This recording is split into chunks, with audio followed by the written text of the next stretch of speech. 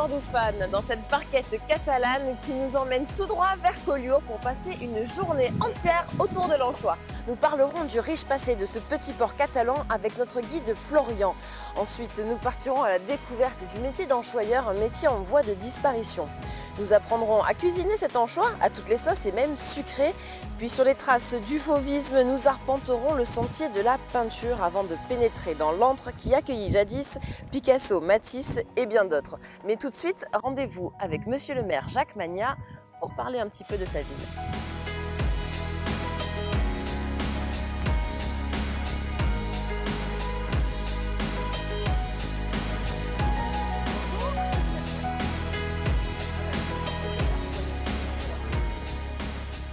Merci beaucoup, Monsieur le maire, de nous accueillir à Collioure. Est-ce qu'on peut dire que Collioure et les anchois, c'est une véritable histoire d'amour? C'est une histoire tout court, c'est une histoire de plusieurs siècles. L'anchois à Collioure a été une réserve alimentaire pour les habitants de Collioure qui vivaient relativement en autarcie. Donc il fallait qu'ils aient des réserves alimentaires et conserver ces réserves alimentaires.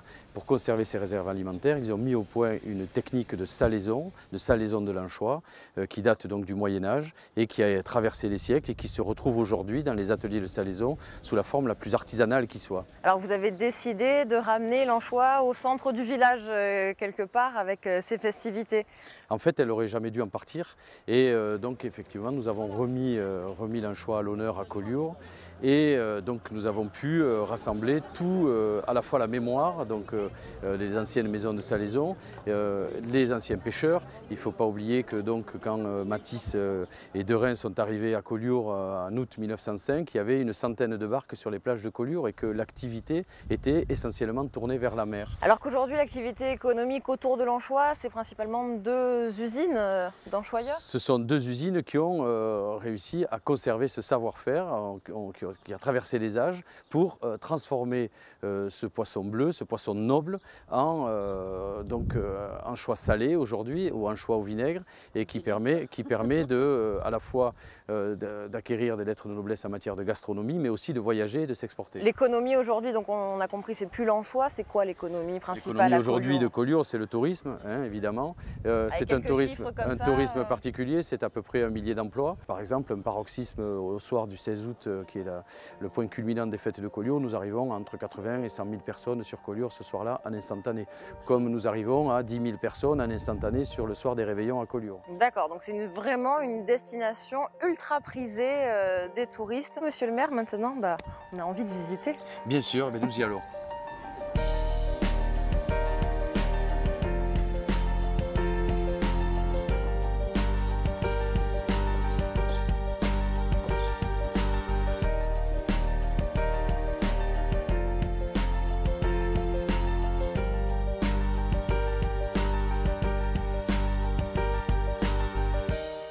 Alors je suis avec The Guide of Collioure, j'ai envie de dire, Florian. Bonjour. Vous êtes guide conférencier à l'Office du tourisme, c'est quoi guide conférencier en fait? Guide conférencier, c'est faire partager ma passion et surtout faire découvrir aux plus petits comme aux plus grands le village de Collioure, tant par son côté historique que le côté artistique. C'est voilà, de la découverte et du plaisir. Alors là, vous m'avez emmené en haut d'une colline, on est bien installé dans une truc qui est absolument magnifique. Plutôt pas mal. On est dans quel quartier ici? Là, on est dans le quartier des pêcheurs qui est appelé le quartier du Moret. Et donc ce quartier, il est né comment? C'est les pêcheurs qui sont venus construire leur maison directement sur la colline? Alors au tout début, non. À la base, les toutes premières maisons, ça a fait des maisons qui appartenaient à l'armée. Et donc c'était une grande colline qui appartenait au fort Miradou qui est juste au-dessus de nos têtes.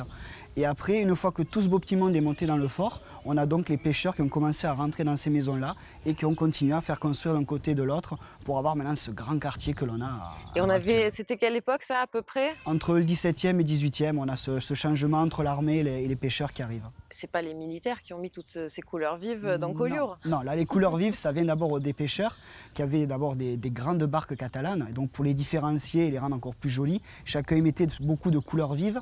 Et comme un pêcheur à l'époque, ça ne gagne pas quand même des milliers et des cents, dès qu'il y a un surplus de peinture, on les met sur la porte d'entrée, sur les volets. Et ça a tellement plu aux gens qu'au fil des siècles, au fil des années, c'est quasiment les façades entières qui ont été recouvertes de couleurs, du rouge, du jaune, de l'orange, même du rose pour certaines. Ouais. Et quand le soleil tape dessus, c'est encore plus merveilleux. Et alors là, on est dans cette petite rue au calme absolument fantastique, mais de l'autre côté des maisons, là, c'est... Ah, la vue sur la mer. C'est complètement l'horizon en fait. Ah, complètement, c'est la vue sur toute la côte Vermeille et sur toute l'horizon de la Méditerranée. C'est quoi les réactions des gens quand ils viennent et qu'ils visitent Collioure avec vous? C'est souvent des gros émerveillements, c'est assez fantastique. Déjà le panorama, partout où on se retrouve dans le village, c'est très joli. Et dès qu'on arrive dans le quartier du Moret, c'est un petit côté plaisant d'abord pour le visuel, mais surtout sur le côté que voilà, c'est beaucoup plus tranquille. Beaucoup de personnes restent en bas dans le village pour le côté plage, et pour le côté plus traditionnel du village, il y en a beaucoup moins. Du coup, il y a la tranquillité et des zones ombragées, il n'y en a pas beaucoup sur Collioure. Et voilà, le côté voilà, très Bon, effectivement, on est tranquille posé. là. C'est plutôt pas mal. On Petit est bien. canapé, on est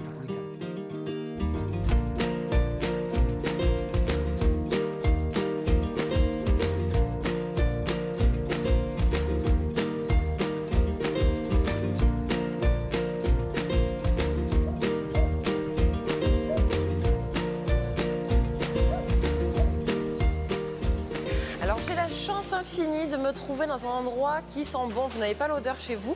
Je suis avec François Desclos, qui est un des derniers anchoyeurs, c'est ça? Oui. Alors qu'est-ce que c'est ce métier d'anchoyeur? Mais, le travail d'anchoyeur, saveur d'anchois, il consiste à acheter l'anchois frais aux marailleurs ou aux pêcheurs, le saler, le faire mûrir pendant quelques mois à une certaine température. Oui, d'ailleurs, ici, il fait un peu frais. Et après, on le travaille en filet, au sel, à l'huile, et puis on le vend. Alors ça, c'est une usine qui est installée là depuis toujours? Non. Nous avons toujours travaillé dans le centre du village et on avait deux usines, une à Port-Vendre et une à Saint-Laurent-de-la-Salanque à l'époque où l'on pêchait beaucoup d'anchois. On rentrait 20-30 tonnes les jours de pêche et on arrivait à faire des campagnes d'anchois de 500-600 tonnes dans les années 80. Avec la plus grosse année d'anchois, ça a été 81 où nous avons salé 705 tonnes. Ah oui. C'est ce que nous avons fait de plus dans notre carrière professionnelle. Aujourd'hui, il n'y a plus de pêche à l'anchois à Collioure? Aujourd'hui, malheureusement, il n'y a plus de pêche ou très peu qui se vendent à la marée, dans les poissonneries. Alors, mais pour la salaison, voilà, du coup, on est allé s'approvisionner depuis 92 en Argentine où on a trouvé un anchois de très bonne qualité qui nous permet d'attendre des jours meilleurs pour Collioure, parce que je suis sûr que ça va revenir. Bon, alors donc là, on les sale et on les met à l'huile. C'est deux techniques différentes. Voilà, l'anchois au sel, c'est l'anchois à l'état brut qui demande beaucoup de travail puisqu'il faut le laver dans la saumure, changer les saumures, il faut les téter, il faut faire le filet, enlever les arêtes. Et ce n'est que quand tout ce travail est fait que nous le mettons à l'huile, nous le mettons à sécher sur du papier absorbant et après nous faisons des bocaux et des verres à l'huile et nous commercialisons ce produit. Et après, il ne reste plus qu'à prendre l'apéro. Voilà, l'apéro ou même le repas.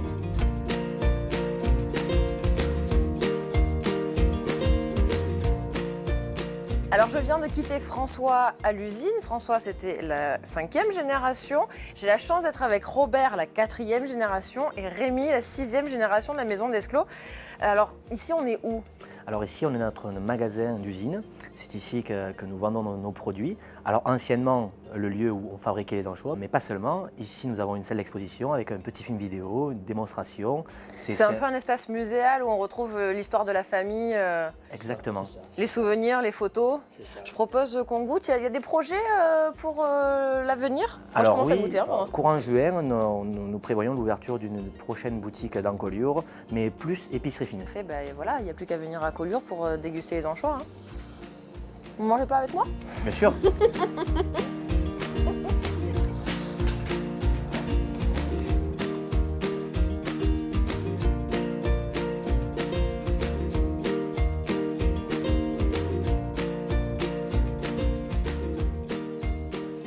Alors on aurait pu venir au Neptune pour un dîner en amoureux, mais moi j'ai choisi de vous emmener dans les cuisines directement avec Vincent Guéraz et son second Benjamin Pouget pour découvrir une recette à base d'anchois bien sûr, hein, on est à Collioure.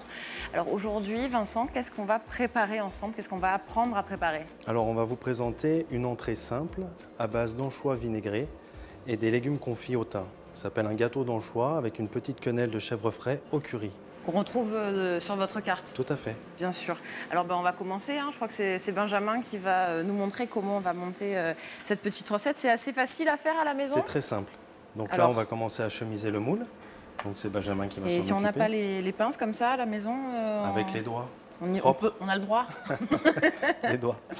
Alors pendant qu'on est en train de chemiser le moule, est-ce qu'on peut dire 2 mots quand même sur cet établissement qui est somptueux? Oui. C'est peut-être un des plus beaux restaurants de Collioure. L'un des plus beaux, oui. L'un des plus beaux. Et qu'est-ce qu'on retrouve dans cette carte du Neptune? On retrouve toujours, bien sûr, des poissons frais, donc ça ne change pas. Après, on trouve avec aussi... cette vue mer, ça donne envie. Voilà. Après aussi, on a le côté montagne avec les Pyrénées. Bien sûr, on a des viandes exceptionnelles comme le veau, le tchai catalan et on a d'autres produits qui sont assez exceptionnels. Alors là, qu'est-ce qu'on va mettre en cuisson? Donc en cuisson, c'est tout simple, c'est une petite ratatouille basique. Donc on va commencer par des oignons rouges, de Toulouse de préférence. Toulouse qui est une région juste à côté. À l'huile d'olive. Après, on met des aubergines, des poivrons, tomates et courgettes. Donc là, on a monté le gâteau. C'est assez facile à la maison. Limite, on peut le faire avec les enfants, en fait. Ah oui, on peut s'amuser avec les mains et ensuite on le pose sur l'assiette. Allez, montrez-nous rapidement comment on va dresser ça à la maison. Donc là, on ajoute différentes vinaigrettes. Une au balsamique, celle-ci qui est à la framboise, safran. Et on termine par le poivron rouge. Ce qui fait les rayons du soleil. C'est ça, mais c'est tout simple quand on vous voit faire. Voilà. Et après, on peut rajouter une petite pluche de cerfeuil, de ciboulette ou de coriandre. Ou une fourchette? Ou une fourchette. Allez, on va prendre une fourchette.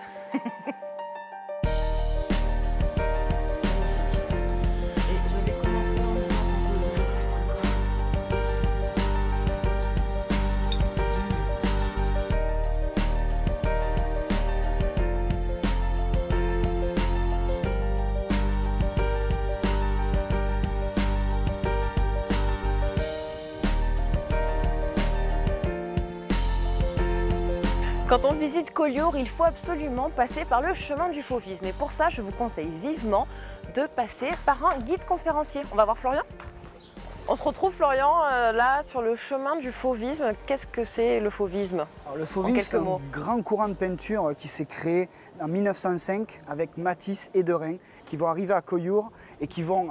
toutes leurs émotions, tous les sentiments, l'envie de liberté dans la peinture qui va se traduire comme dans un tableau comme ici, avec beaucoup de couleurs, mais totalement irréelles. Complètement inspiré par les couleurs de la ville. De la ville, la luminosité, surtout les sentiments, souvent la joie de vivre, le bonheur et pas mal de liberté aussi. Donc là, on est devant un tableau d'André Derain. De Derain. Qu'est-ce qu'il représente ce tableau? En fait, c'est ici. C'est exactement là, si tu regardes bien, c'est le même plan de vue qu'avec le château royal de l'autre côté. Et là, il nous montre un petit peu comment était la vie en 1905, avec certaines couleurs réelles et d'autres totalement inventées, comme on peut voir ici sur le château royal, rouge, vert et jaune. C'est pas du tout la réalité. Alors que là, il nous fait sur le premier plan quand même beaucoup d'éléments de la vie en 1905, fameuses barques catalanes qui sont ici.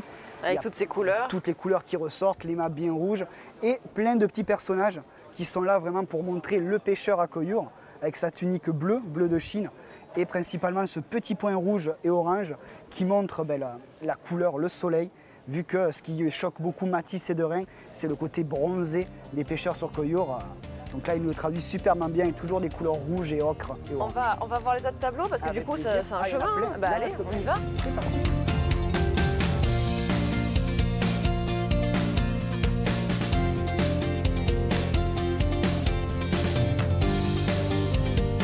Donc là, sur le chemin du fauvisme, il y a combien de reproductions? Là, à l'heure actuelle, on en a 9 de reproductions, avec 5 tableaux de Matisse et 4 de Derain. Cette toile est vraiment magnifique. On dirait un peu une impression soleil couchant, c'est ça? C'est le même principe. Matisse, il va beaucoup travailler sur la luminosité de la lumière. Il y en a beaucoup à Collioure. Et là, l'idée, voilà, c'est une barque catalane qui s'éloigne avec le soleil qui est en train de se refléter dessus, ce qui donne à la barque cet effet enflammé. Donc là, toute la magie du fauvisme qui est donc voilà, la ici. plage, la mer et le dégradé dans le ciel, c'est merveilleux. Tous ces tableaux, en fait, qui sont sur ce chemin des peintres, on les retrouve partout dans le monde. Ils sont à Collioure? À Collioure, il n'en reste plus du tout. C'est pour ça qu'on a des reproductions. On en a partout dans le monde, aux États-Unis, en Russie, en Angleterre aussi, partout sauf chez nous. plein Donc d'hommages. ces tableaux qui représentent Collioure, on peut les retrouver en venant se balader. On Exactement. continue la balade? Voilà, Ah bah, c'est allez. parti.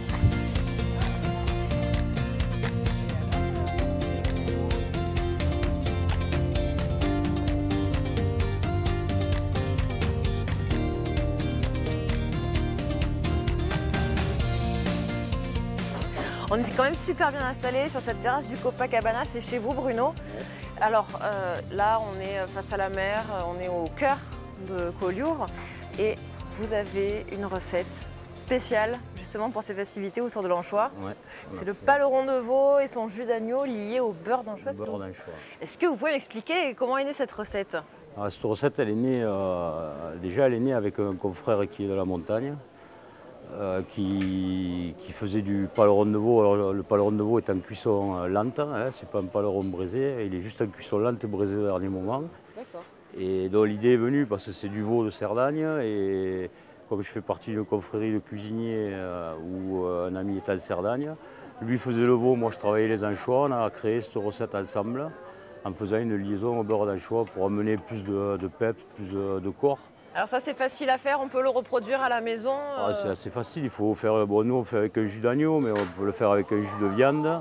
Et au dernier moment, on fait réduire le jus de viande et on incorpore son beurre d'anchois pour...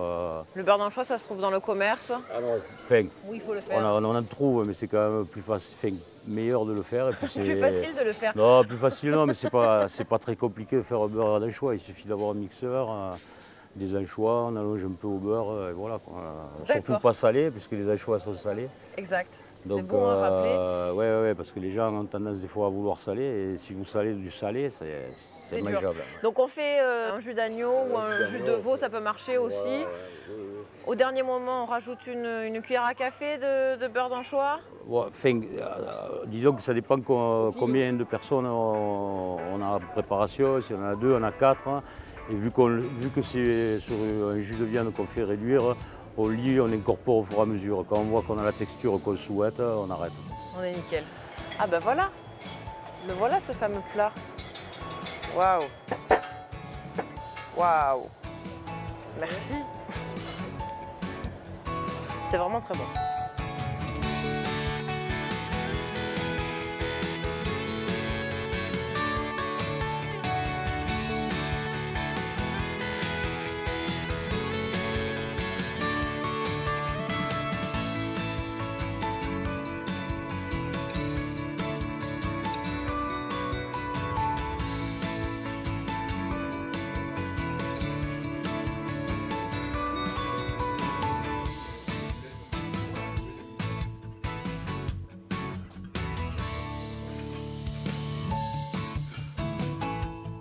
Quand on vient à Collioure, il y a un lieu absolument incontournable, un lieu historique, j'ai même envie de dire, et c'est Mané qui va nous en parler. Bonjour Mané. Bonjour. Alors où sommes-nous ici? Alors là, vous êtes dans le bar des Templiers. Et donc, qu'est-ce que c'est que tous ces tableaux en Et fait bien, autour vous de voyez nous toutes les peintures qui ont été offertes à ma famille, aux membres de ma famille, par mon grand-père d'abord, mon père. Et puis encore aujourd'hui, les peintres viennent dans ce lieu partager un verre de banous, partager plein de joie.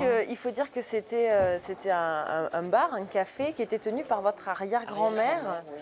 Et qu'on voit sur les tableaux juste derrière nous. Et donc ensuite sont arrivés... Ensuite mes grands-parents, vos grands-parents. mon grand-père et ma grand-mère qui ont tenu le café, qui ont commencé à faire un petit peu de cuisine, le transformer en aussi restaurant. Puis petit à petit l'hôtel. Votre père est arrivé, père, et puis vous, donc la 4e génération, si je ne dis pas de bêtises. Et donc maintenant, il y a aussi l'hôtel, mais on garde l'esprit de ces tableaux. Alors, il faut expliquer comment ces tableaux sont arrivés là. Oui, quand même. Parce que bon, on se doute que Collioure, le fauvisme, il y en a 2-3 qui sont passés par ici. Oui, voilà. Donc en fait, c'est Léopold Survage qui est venu à Collioure et qui est venu dans le bar, qui s'est lié d'amitié avec mon grand-père. Ouais. Il venait régulièrement, il peignait ici, il appréciait beaucoup la couleur, la lumière à Collioure. Ouais. Et un jour, il a dit à mon grand-père, écoute, je te donne une toile, tu vas l'accrocher dans ce bar, enlève les pubs de Cinzano, Martini, et tu verras que les autres toiles suivront. Et effectivement, les peintres, de bouche à oreille, les peintres sont venus. Et il y a 3000 toiles accrochées ici partout, entre le bar, tous les couloirs de l'hôtel, chaque chambre, il y a des peintures partout. On peut dire que c'est une véritable collection, parce que là, il y a quand même des grands noms, des grandes signatures sur ces tableaux. On peut en citer quelques-uns. Alors, il y a Picasso qui est venu, bien sûr, dans les années 53, 54. Picasso, Matisse est venu. Un petit souvenir. Oui. Donc Picasso, voilà, beaucoup Matisse, de peintres, Matisse, donc Survage, Raoul Dufy. Et puis après, beaucoup de peintres que j'ai connus, donc qui sont venus plus tard, comme Balbino Giner, que j'aimais beaucoup. Descossi. Est-ce que cette collection, de l'hostellerie des Templiers, elle voyage ou elle reste vraiment ici? Alors, elle reste ici, en grande partie. On a un petit partenariat avec une fondation à Haute-Rive, à côté de Toulouse. On leur prête des toiles. Donc ils font des événements sur Toulouse, sur Haute-Rive. Et on fait tourner un petit peu comme ça. Comme un musée en fait. Voilà. C'est une gestion de fonds de musée. Ouais. Alors avant de se quitter, dites-moi, l'hostellerie des Templiers, il y a combien de chambres? 24. Et donc il faut réserver un peu à l'avance? Oui, il vaut mieux réserver un petit peu à l'avance, surtout l'été ou sur les week-ends. Bon, on va booker maintenant, je vais me réserver une petite chambre là. Super.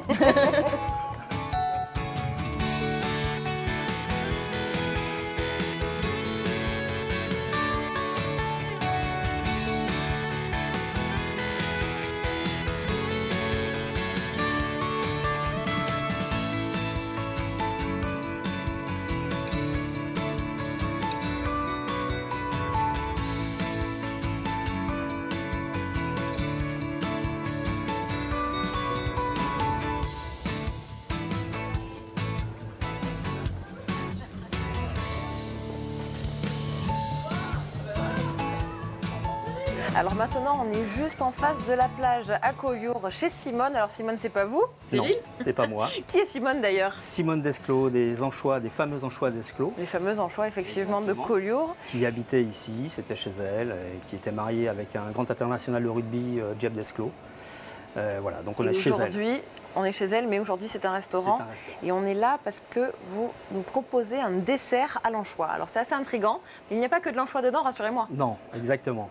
Donc on a appelé ça le paradoxe de l'anchois. Donc c'est sur une idée de notre ancien pâtissier qui s'appelait Florent Périni, qui s'appelle toujours. Et donc c'est une compotée d'anchois à l'orange, avec des oignons, du citron vert, que l'on fait cuire tout doucement pendant 1 heure, 1 heure et demie. On va le laisser un petit peu confire à petit feu. Voilà, infuser.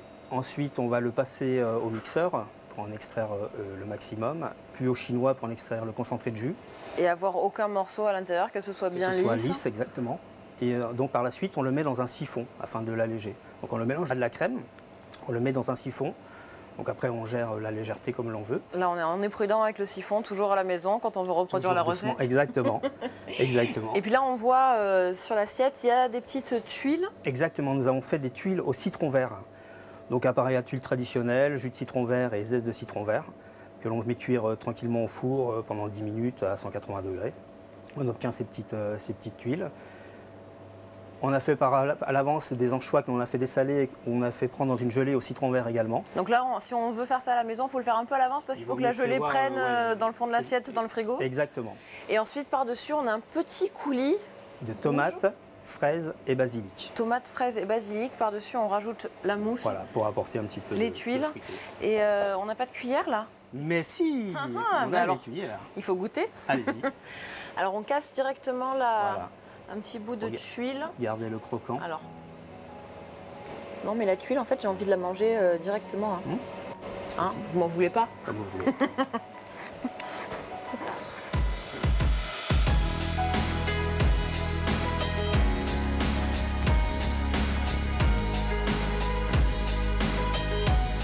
Merci à tous de nous avoir suivis. J'espère que vous avez passé un agréable moment à Collioure en notre compagnie.